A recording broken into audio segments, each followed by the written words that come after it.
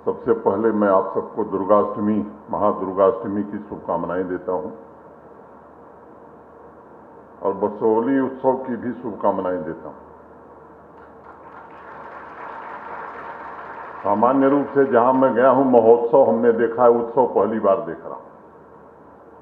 ये नाम उत्सव क्यों चयनित हुआ? वैसे उत्सवों की, मेलों की परंपरा हमारे देश के विभिन्न भागों में प्राचीन काल से चली आ रही है।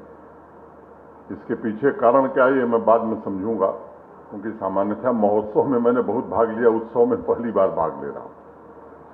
और इस उत्सव के आयोजन के लिए मंडलायुक्त Shri Ramesh Kumar, Indira Gandhi National Centre for Arts की क्षेत्रीय निदेशक डॉक्टर श्रुति अवस्थी, हमारे Bharat Singh ji, secretary arts and culture, tourism department, जिला प्रशासन कठुआ, और जिन लोगों का भी इस आयोजन में सहयोग रहा है, मैं उन सबके प्रति विशेष रूप से कृतज्ञता ज्ञापित करता हूं, उन्हें बधाई भी देता हूं। कुछ दिन पहले जब बसोहली आने का कार्यक्रम बना, तब मेरे मन में एक सच्ची तस्वीर सामने आई। दक्षिण अफ्रीका का एक साधारण गांव है, उसका नाम है क्वालाठी। जून 2021 में गाय चराने वाला उस गांव का अपने घर से निकला था। थोड़ी देर खेतों के पास उसे एक बड़ा सा क्रिस्टल मिला। अब हीरा मूल रूप से तो अनगढ़ होता है और उसकी चमक तराशने के बाद ही उसके मूल्य का पता लगता है। उसने वह क्रिस्टल अपने एक मित्र को जांचने के लिए दिया। उसके मित्र ने विशेषज्ञों को, एक्सपर्ट से संपर्क किया और तब जाकर उसकी असलियत पता लगी। यह बात आसपास के इलाके के लोगों को भी मालूम हुआ। फिर देखते देखते ये खबर पूरे क्षेत्र में फैल गई कि क्वालिटी गांव में चारों तरफ हीरा दबा हुआ है। यह खबर जुलू नाताल, जो वहां के राज्य का मुख्यालय है, फिर वहां से पूरी दुनिया में इस खबर की सूचना पहुंची। अब जिस प्रांत में ऐसी खबर फैल जाए, सोचिए उसका परिणाम क्या होगा। वही हुआ जो अपेक्षा थी। राज्य के कोने कोने से अपनी गाड़ियों में झोला, बैग, फावड़ा लादकर लोग क्वालिटी पहुंचने लगे। दिन रात उस गांव में खुदाई का काम शुरू हो गया और ऐसा मेला लगा कि दुनिया के जितने भी बड़े मीडिया हाउस हैं, सबके रिपोर्टर वहां पहुंच गए उस घटना को कवर करने के लिए। इस सच्ची घटना में जीवन का रहस्य और जीवन का विरोधाभास, ये दोनों छिपा हुआ है। चेयरमैन साहब, मैं आप ही से कह रहा हूं, आप सोचिए, बिल्कुल सहज साधारण से दिखने वाले गांव में यत्र तत्र कितने हीरे बिखरे हुए हैं। मुझे लगता है बसोहली भी एक ऐसा ही सहज, सरल, पवित्र स्थल है जहां कला, संस्कृति, प्रज्ञा, हुनर, हमारे ऐतिहासिक गौरव के अनमोल हीरे और मोती यहां बिखरे हुए हैं। हम सभी को आयोजन समिति का आभार व्यक्त करना चाहिए मिल करके, और आभार व्यक्त करने से काम चलता नहीं है। जब आयोजन हो तो सबको सहयोग भी करना चाहिए। अंतिम समय में आकर के दर्शन देने से काम बनता नहीं। इस उत्सव को आयोजित करने के लिए और उन हीरे जवाहरातों की तरफ केवल हमारा आपका नहीं, बल्कि मैं समझता हूं कि कल से पूरे जम्मू कश्मीर राज्य और बाहर के लोगों का भी ध्यान आकृष्ट करने के लिए इस उत्सव में आर्टिजन विलेज, आर्टिजन गैलरी में आप उन अनमोल रत्नों से मिल सकते हैं जिन्होंने हमारे सांस्कृतिक विरासत रूपी हीरों को अभी तक सहेज कर संरक्षित रखा है। मेरा आग्रह होगा कि घर वापस जाते समय, अगर वास्तव में हम इस उत्सव में आए हैं, मैं भी वो काम करूंगा। उनकी साधना, उनके परिश्रम से तैयार प्रोडक्ट लिए बिना जो जाएगा, तो मुझे लगता है कि वो इस उत्सव में आना उसका बेकार है, उसे नहीं आना चाहिए। क्यों साहब, मेरा निवेदन स्वीकार है? कितने लोगों को? कोई किसी को नहीं। पक्का आगे भी हाथ नहीं उठ रहा है तो पीछे कैसे उठेगा? साथियों, देश की मिट्टी और कला की रूह से बेपनाह मोहब्बत डुग्गर प्रदेश की विशेष पहचान रही है। किशन इस्माइलपुरी ने डोगरी में गीत लिखा है, सुरगा दी गल नीला अड़िया जस अपने देश दा गा अड़िया। ऐ मेरे मित्रों, स्वर्ग की बात न करके मेरे देश का यश गाओ। साथियों, बसोहली के कला सांस्कृतिक यश की कीर्ति पताका अलग अलग जुबानों से पूरे देश में फैली हुई है। बड़ी आत्मीयता से कला की साधना में जुटी अनेकों पीढ़ियों ने इसका स्वर्णिम दौर भी देखा है, कठिन दिन भी झेले हैं, संघर्ष के दिन को काटा है और अनेक लोग गुमनामी में भी रहे हैं।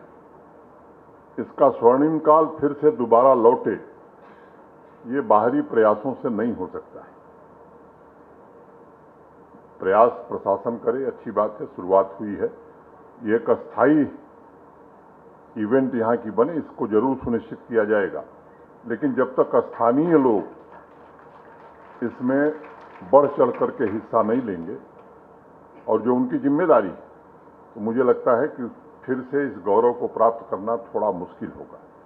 बसोहली पेंटिंग की जीआई टैगिंग सुनिश्चित हो गई है और इसके कारण देश और दुनिया में बसोहली के कलाकार इस सांस्कृतिक विरासत के सच्चे उत्तराधिकारी हैं, इसकी कला के सच्चे साधक हैं। अब हिंदुस्तान के लोग भी जान सकेंगे और दुनिया के लोग भी जान सकेंगे। देश विदेश में जितने लोग डुप्लीकेट बसोहली पेंटिंग बनाकर ई कॉमर्स प्लेटफॉर्म पर तथा गैलरी के माध्यम से बेचते थे, अब उनका काम बंद हो जाएगा, ये सुनिश्चित कर दिया है प्रशासन ने।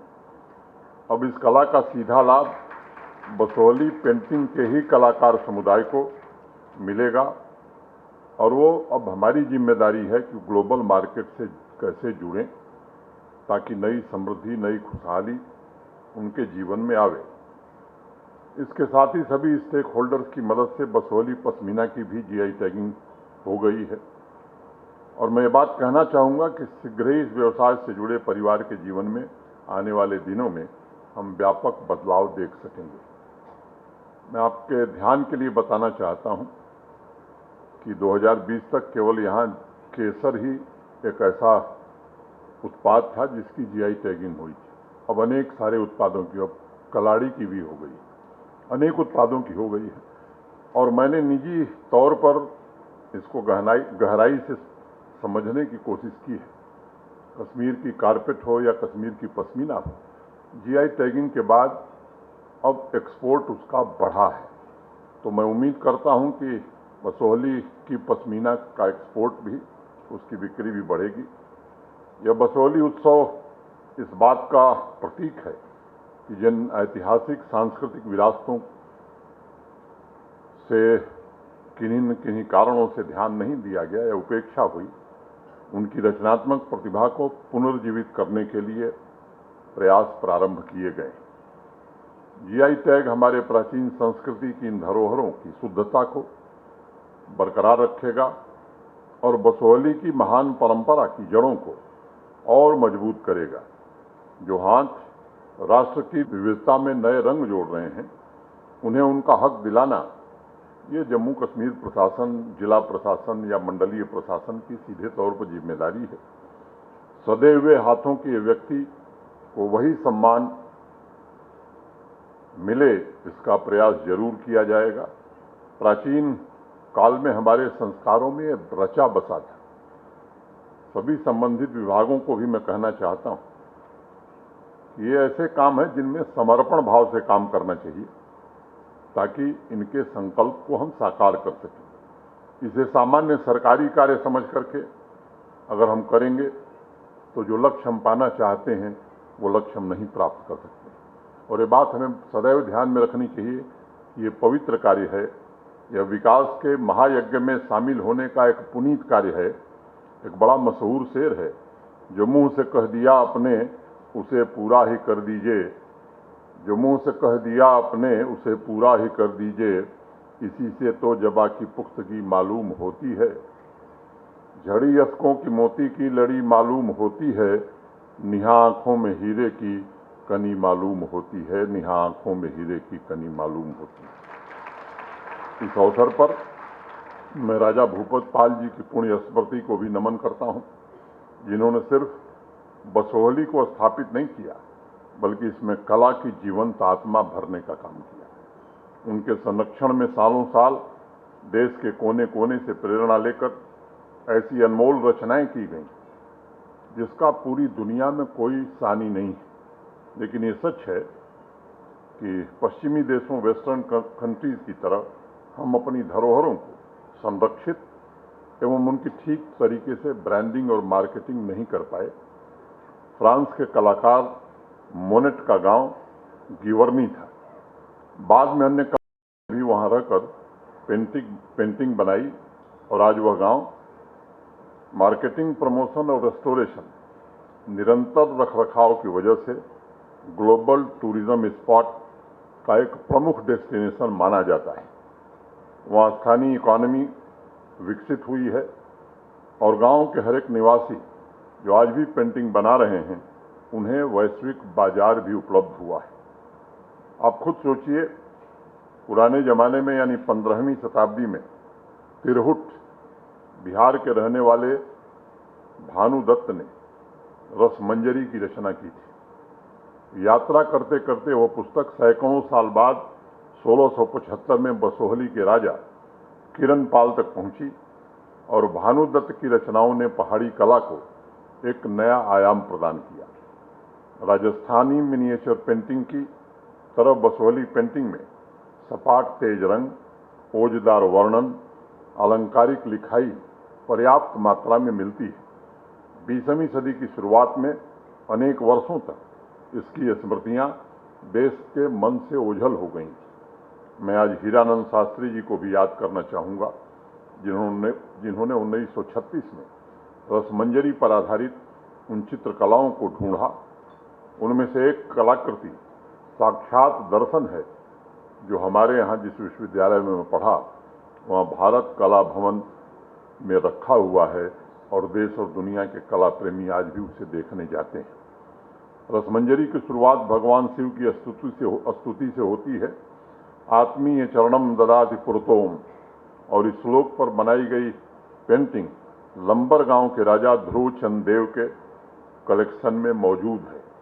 इसी प्रकार जयदेव के रचित गीत गोविंद के संस्कृत भजनों को आधार बनाकर नायाब पेंटिंग तैयार करने वाले लोग यहीं मिलते थे। जयदेव का एक श्लोक है, तव कारण प्राप्त वयम इति भावया ए कुरुकुशलम प्राणतेश जय जय देव हरे। इन भक्ति प्रेम से भरे शब्दों को चित्रों के माध्यम से अभिव्यक्त करके कलाकारों ने देश की विविधता में बसी एकता को सदैव सशक्त बनाया है। उन्हें देखकर ऐसा लगता है यह साधक की रचनात्मक क्षमता और अंतरतम से उठी प्रेरणा के सजीव स्वरूप है। साथियों, यह सच है कि कई बार शब्दों और व्याकरण के जाल में मूल्यवान संदेश खो जाते हैं। आदि शंकराचार्य जब वे गांव से गुजर रहे थे, तब उन्होंने एक बुजुर्ग व्यक्ति को बड़े कठिन संस्कृत के व्याकरण पढ़ते हुए सुना। उन्होंने सोचा कि यह शब्द दिमाग तक तो जा रहा है, लेकिन क्या उसके हृदय में उतर पा रहा है? इसलिए उन्होंने भज गोविंदम की रचना की, ताकि सूत्र से लोग भले ही अपनी आध्यात्मिक यात्रा पूरी न कर सकें, लेकिन गीतों के माध्यम से वो मंजिल तक अवश्य पहुंच जाएंगे। यही बसोहली कला की विशेषता है। रसमंजरी या गीत गोविंद के संस्कृत के श्लोकों को न जानने वाला भी उस पेंटिंग में छुपे हुए अनमोल भावों को समझ सकता है और कला की आत्मा तक पहुंच सकता है। इन पेंटिंग्स की एक एक लकीर भगवान शिव, नायक नायिका राधा कृष्ण के दर्शन के प्रतिबिंब हैं, उनके दर्पण हैं। और आज बसोहली महोत्सव में कह रहा हूँ, आज बसोहली उत्सव में उत्साह देखकर मुझे यकीन हो रहा है कि इस धरती का ज्योतिर्मय पुंज अब शीघ्र ही प्राचीन कला संस्कृति में अपना वाजिब स्थान जरूर हासिल करेगा। मैं मानता हूं कला संस्कृति समाज की जीवन सतत धारा है। मुझे रमेश जी ने बताया कि बसोहली में 20वीं शताब्दी की शुरुआत में रामलीला होती। पाठक जी ने बताया सामान्य रूप से उत्तर भारत में दुर्गा पूजा का प्रचलन पहले कम हुआ करता था, रामलीलाएं ज्यादा होती। पश्चिम बंगाल से दुर्गा पूजा का प्रचलन प्रारंभ हुआ और अब सामान्य तौर पर रामलीला लुप्त होती जा रही है। यह भी मैं मानता हूं कि बसोहली की सांस्कृतिक सरिता का एक स्वरूप है। 2 रामलीलाएं देश में बड़ी मशहूर हैं, एक दिल्ली और दूसरा बनारस के पास रामनगर। इस रामलीला को देखने हजारों लाखों की संख्या में केवल स्थानीय लोग नहीं, देश भर से लोग आते हैं। उस इवेंट के इर्द गिर्द एक लोकल इकॉनमी भी विकसित होती है, सामाजिक विकास को नए रास्ते मिलते हैं।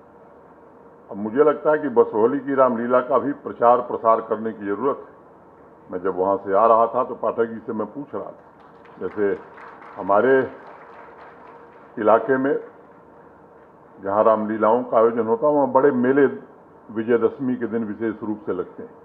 एक पारंपरिक रूप से मेले का आयोजन हर वर्ष हो, इसमें स्थानीय लोगों को निश्चित रूप से आगे आना चाहिए, ताकि नवरात्र में माता वैष्णो देवी के दर्शन के लिए आने वाले श्रद्धालु ऐसी व्यवस्था भविष्य में क्या बन सकती है कि यहाँ आकर के रामलीला भी देखें और उस मेले में भी शरीक हो सकें। अनेक योजनाएं, होम स्टे, क्राफ्ट का बिजनेस की क्षमता कैसे हम बढ़ा सकते हैं। हमें मार्केटिंग की एक बात को अवश्य याद रखना चाहिए कि विश्व की आधुनिकता की ओर बढ़ते कदम चेंज इन लाइफ स्टाइल ने ऐतिहासिक स्थलों और प्राचीन काल की परंपरा को पुनः मुख्य धारा में आज स्थापित कर दिया है। लोग जितनी आधुनिक व्यवस्था में तरक्की कर रहे हैं, उतनी ही उनके मन में एक लालसा है कि हम अपनी जड़ों तक कैसे लौटें, और इसलिए ऐसी वस्तुओं का संग्रह वो करना चाहते हैं जो उन्हें अपनी विरासत की याद दिला सके। अगर हम अपनी इन धरोहरों के ब्रांड प्रमोशन को दिशा में फर्स्ट मूवर बनते हैं तो मैं समझता हूं कि वास्तविक रूप से हम इनके साथ यथोचित न्याय कर पाएंगे। आर्ट क्राफ्ट के साथ ऐतिहासिक एवं धार्मिक स्थलों जैसे बसोहली फोर्ट है, चंचलो देवी का मंदिर का रखरखाव है, टूरिज्म मैप पर इन्हें कैसे उचित स्थान मिले, इसके भी प्रयास भविष्य में करने होंगे। प्रयास करने के साथ साथ इन सभी स्थलों की निरंतर सेवा भी करनी होगी। संत कबीरदास समाज की चेतना पर चोट करते हुए कहते हैं, तोर हीरा हेराइल व किचड़े में, थोड़ा भोजपुरी है, जिनको नहीं समझ में आएगा मैं बाद में, तो तोर हीरा हेराइल व किचड़े में, कोई ढूंढे पूरे कोई ढूंढे पानी पत्थरे में, दास कबीर ये हीरा को परखे, बांध लिहले जतन से अचरे में। अर्थात तुम्हारा हीरा जो है भीतर के कीचड़ में खो गया है। चेयरमैन साहब ध्यान से सुनिए, आप ही के लिए कह रहा हूं।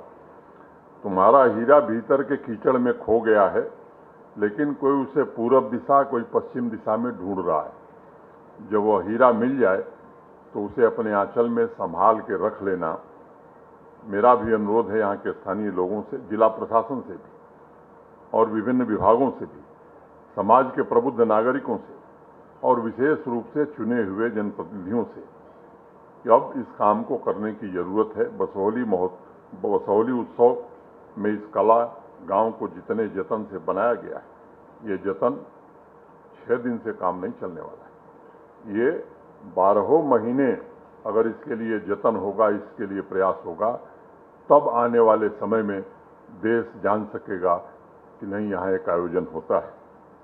बसोहली के प्रसिद्ध चित्रकार सोहन सिंह बलोरिया आज यहाँ हैं कि नहीं? नहीं। बसोहली पेंटिंग को पुनर्स्थापित करने के लिए मैंने उनके प्रयासों का अनेक मौकों पर जिक्र किया है। मुझे अत्यंत प्रसन्नता है कि जम्मू विश्वविद्यालय का centre for studies in museology भी इन प्रयासों से जुड़ गया है। School education department, academy of art and culture तथा जिला प्रशासन भी इन कार्यों में भागीदार बने। नए इनिशिएटिव लेकर इसे प्रमोट किया जाए, ये अब आवश्यक हो गया है। आर्ट और क्राफ्ट के लिए आजकल जम्मू कश्मीर प्रशासन की ओर से कुछ योजनाएं भी चलाई जा रही हैं। उनकी जानकारी और लाभ सभी कलाकारों तक कैसे पहुंचे, ये सरकारी महकमे के अधिकारियों के साथ साथ जनप्रतिनिधियों से भी मेरा निवेदन होगा। खास तौर से सरपंच साहिबान, पंच साहिबान का मैं अनुरोध करूंगा उनसे कि उन्हें भी इसमें आगे बढ़कर सहयोग करना चाहिए। हमें इस बात को याद रखना होगा कि समाज का विकास कभी एक तरफा नहीं हो सकता। आधुनिक समाज की नींव परंपरागत संस्कृति में ही है, इसलिए तरक्की में संस्कृति के हीरे जवाहरातों का समावेशन सुनिश्चित करना ही होगा। मैं अपने कलाकारों का और बसवली पश्मीना से जुड़े सभी बुनकर बहनों और भाइयों का अत्यंत आभारी हूं।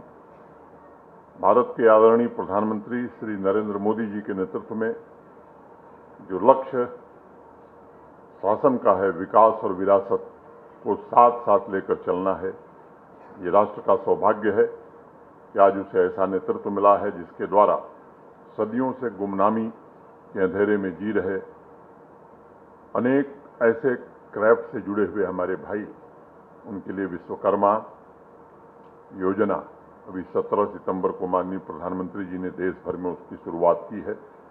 आने वाले दिनों में ये प्रशासन की जिम्मेदारी है और हम जरूर कोशिश करेंगे कि पीएम विश्वकर्मा का लाभ 100% उन 18 क्राफ्ट और कला से जुड़े हुए लोगों को पूरी तरह मिले। ये जरूर सुनिश्चित किया जाएगा, ये हम सबकी सामूहिक जिम्मेदारी है। कलाकारों की आर्थिक मदद, उनके लिए बेहतर बाजार, बेहतर सुविधा के लिए शासन से संबंधित सभी डिपार्टमेंट्स को सोचने की जरूरत नहीं है, काम करने की जरूरत है। सभी सुविधाएं बिना देरी के उन्हें कैसे उपलब्ध कराई जा सकती हैं। अब टेक्नोलॉजी के युग में मुझे लगता है ये मुश्किल काम नहीं है। मुझे लगता है कि अगर ये काम हम करेंगे तो उनका जो कर्ज समाज पर है उस ऋण को हम चुका सकेंगे। जम्मू कश्मीर की बढ़ती अर्थव्यवस्था और उनके लाभ कलाकारों के जीवन में भी खुशहाली लाए, ये हमारी प्राथमिकता होनी चाहिए। कुछ बातें डीडीसी चेयरपर्सन साहब ने, म्यूनिसिपैलिटी के चेयरमैन साहब ने कही।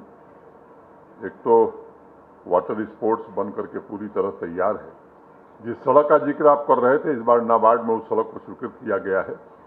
2 राष्ट्रीय राजमार्ग और इस जनपद से होकर के जाने वाले हैं।